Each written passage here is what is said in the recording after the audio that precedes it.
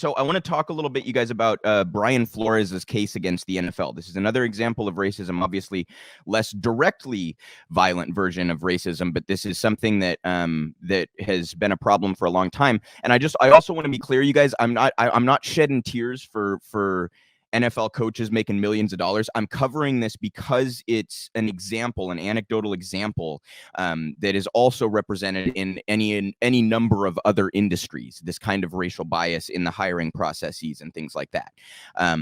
So just to give a little bit of backdrop, you guys are context here. First of all, I'm a total sports nerd. When I want to turn my brain off and not think about how horrible the world is, I will throw a game on or watch sports media.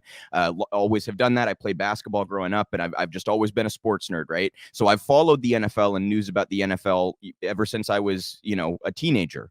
And I can tell you straight up, this is obviously anecdotal. It's my experience. But there's a very strong difference in narrative surrounding white coaches and black coaches, white quarterbacks and black quarterbacks, white coordinators and black coordinators.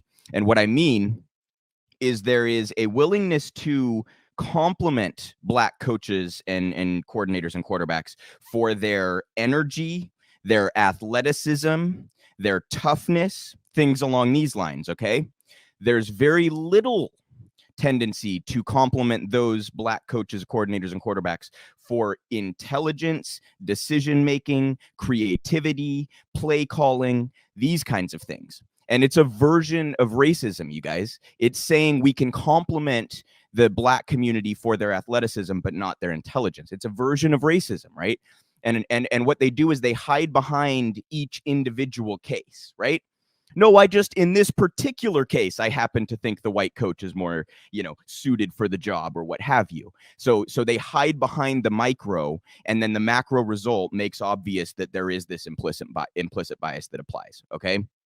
So with that backdrop, you have not seen a whole lot of black quarterbacks in the NFL, not seen a whole lot of black offensive coordinators in the NFL, not seen a whole lot of black head coaches in the NFL, certainly not representative of what the league is. The league is, any given year, it fluctuates a little bit, but they're around 70% black. The players are around 70% black. There is one black head coach in the NFL right now out of 32 teams. One. So you just cannot tell me that that's a matter of a meritocracy, doing its work. Okay. There's an obvious bias in the hiring practices. So in 2002, because Johnny Cochran, the late great Johnny Cochran, who most known for defending OJ, but he was a legendary attorney, he was actively and openly looking for a plaintiff to sue the NFL for racist hiring practices. So the league came out with what's known as the Rooney Rule. And it says that it basically says teams, when they're looking to hire a head coach, have to interview a black head coach. Okay, so what that has led to, you guys, is teams will engage in what is obviously just a perfunctory interview. They'll already know who they're going to hire, but they'll have a black coach come in for an interview when they already know they're not going to hire him. And that's what happened in this case. To start with, there's a few angles here, but just to give you guys the players, I hope everyone can keep up who hasn't followed football, but I'm going to try to get through this and describe it as best as possible.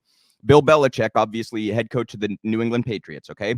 Brian Flores, the guy suing the NFL, has been the head coach of the Miami Dolphins for the last few years, or a couple years, whatever it's been. 4 years? I don't remember. Something like that. He previously coached under Belichick. Okay. He was one of Bill Belichick's assistants. So he and Belichick know each other. All right. Brian Flores has interviewed for a number of jobs since Miami let him go at the end of the season. Okay. And that's we're going to get into that in a second, because that's another part of this lawsuit. But one of the teams that interviewed Brian Flores was the New York Giants. Brian Flores is from New York. This conceivably would have been a dream job for him to take the Giants job. So he finds out from Bill Belichick. Well, let me take a step back. Bill has connections to the New York Giants organization. He used to be a defensive coordinator there, and his assistants have taken New York head coaching jobs lately. So he has connections to the Giants organization, ownership, front office, etc. He hears that the New York Giants are going to hire Brian Daboll, okay, who is another Bill Belichick former assistant. Brian Daboll is going to get the job in New York. He's a white coach. Okay, so Bill Belichick goes to reach out to congratulate his former coach, Brian Daboll, and accidentally texts Brian Flores instead and says, "Congratulations, I hear they're going your way in New York." Okay, so Flores, prior to having even interviewed with New York, he gets a text from Bill Belichick that says, they're going with you in New York. Congratulations. Bill realizes that Brian asked, "Do you mean Daboll or do you mean me?" And Belichick realized that he sent the text to the wrong person. The quote he gave to the media was, "I fucked up." So he just did what I'm sure a number of us have done before and sent the text to the wrong person. Okay. So that's kind of how this all came to be. That proved that the Giants only brought Flores in as a perfunctory exercise, like I was talking about earlier. So they already knew they were going with Brian Daboll, but they also knew that to adhere by the Rooney Rule, they had to bring in a black head coach for an interview. So you see how this dynamic is right now, where black coaches are used as a symbol to prove we're not racist. We interviewed one. That's how it goes right now. Okay. And it's also worth noting, just for context for non-football fans, Brian Flores did one hell of a job in Miami, a franchise that has struggled for a couple decades. He did one hell of a job. He won his last 9 games or something in Miami. No one thought he was going to lose his job, right?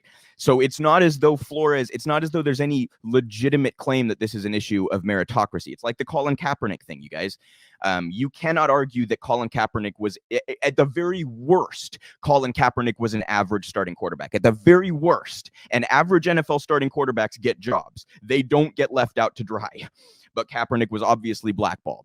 So the same thing is happening here, where Flores is a good head coach, at the very worst, an average head coach. Certainly the perception in the league right now, having done what he did this last year, is that Flores is one hell of a football coach. So you can't call this meritocracy, okay? To get into some of the Dolphins stuff, there's sports related stuff there as well, like tampering. The owner, Stephen Ross, was paying him to lose $100,000 a game, a loss, which was for a higher draft pick, and that has competitive balance implications and gambling implications and all sorts of stuff. But that's not really to do with the reason I wanted to talk about this.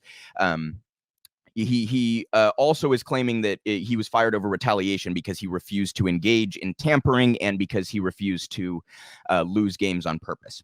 So there's a lot to dive into here, guys. But the reason I wanted to cover this is because this has been such an open secret in the NFL for so long. And Flores is finally someone is finally suing over this. And the reason the NFL thought they were always going to be safe here, because they figured no one would ever risk their career or potentially risk their career in order to bring this to light. And good on Brian Flores for bringing this to light. We know all about the NFL's history, you guys. I mentioned Kaepernick. There was just this last year, the text between John Gruden and Bruce Allen came out that were incredibly nasty. That seems to be pretty deeply ingrained in NFL culture, unfortunately, or at least disproportionately ingrained in NFL culture. We have a lawsuit right now against the Washington Commanders, as they're now known. And Snyder is obviously a horrible, horrible owner. To use a racial epithet as your team name and defend it for years, you're a pretty shitty person. That speaks to a pretty bad culture, doesn't it? Well, now we're finding out there's all sorts of sexual harassment and abuse as well going on in the organization. So NFL culture, serious problem.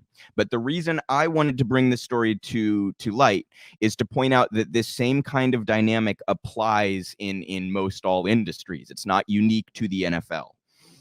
There have been studies that show if you send the same job application out with an ethnic sounding name and one of the same copied job application with a plain white sounding name, the white person gets numerous times as many calls back.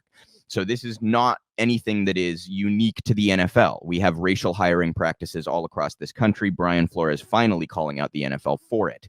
And the reason it really matters, you guys, is because so many people are fans of the NFL. So that's the reason it matters, is because it has the potential to sway public opinion by being a major media story.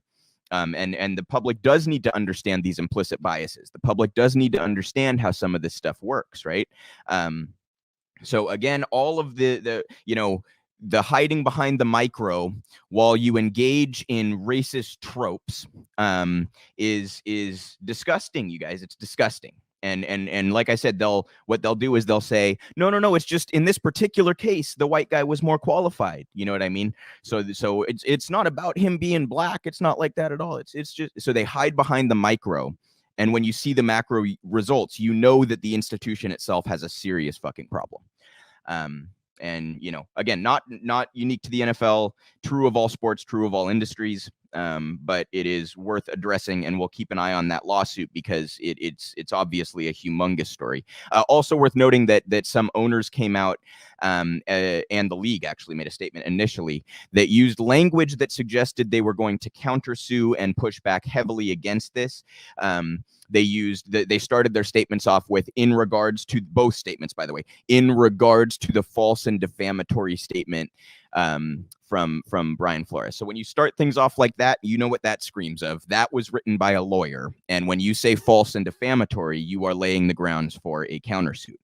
Of course, Flores would not be suing here, I don't imagine, if he could not back up what he is saying. I'm sure he has email records and things of that sort.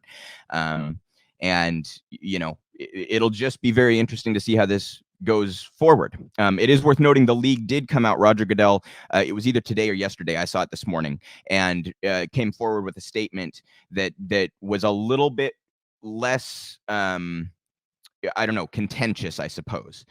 In Goodell's statement, he acknowledged that the league had a lot of room to grow and was a little bit less just directly contentious than the league's initial statement. So that may be a sign that there will be some sort of settlement here. But frankly, I hope there's no settlement, you guys, because I care less about, I want Brian Flores to be well off, but the dude's already well off. He made a lot of money as an NFL head coach already. I care a little bit less about him getting a settlement than I do all of this coming to the public and creating some transparency, and maybe some of these communications and records and things can come to light. I think that has a lot more value for society than Flores simply winning or settling and getting a nice settlement, right? So I hope this goes all the way to trial for the pure sake of the public getting some transparency here. The NFL also very much should release what they found about the Washington football team. There are a number of campaigns pressuring them to do so. John Gruden obviously deserving to lose his job as the Raiders head coach for the disgusting things that he was saying to Bruce Allen in those emails. But I don't think, and I'm not naive enough to believe, that John Gruden was unique in that regard. You wouldn't be sending those to Bruce Allen if Bruce was not receptive to the tone, right? So all sorts of people probably engaging in the same conduct as Gruden are getting to hide behind the NFL's, concealing their investigation. But Gruden had his or some of his interactions publicized. So I think that whole report should come out. I think we should know what kind of culture issues are going on in Washington and across the league, quite frankly. And again, I just want to make clear, this is to me indicative of a societal dynamic and societal problem of racism. So good on Brian Flores for potentially risking his football career to go after a league that has long felt immune from any sort of lawsuit like this because they don't think any coach is willing to step up to the plate. Good on Brian Flores. He's also not an old coach, you guys. This isn't like someone at the very back end of his career deciding, I'm going to retire anyway, so I might as well drop a lawsuit. He's good on Brian Flores. This is admirable, and I hope he finds some success, and I hope we get some revelations about the league's conduct from this lawsuit.